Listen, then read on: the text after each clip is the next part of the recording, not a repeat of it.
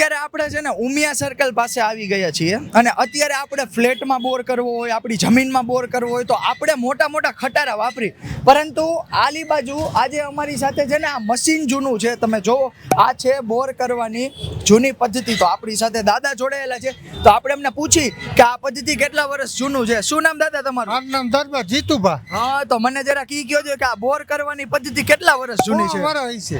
ઓહો, મારા બાપુજી ને 100 વર્ષ એને ખબર છે કાવા છે. એટલે પેલા જે ગામડામાં ખટારા નહોતા તો આ વપરાતા. આ જ વપરાતા.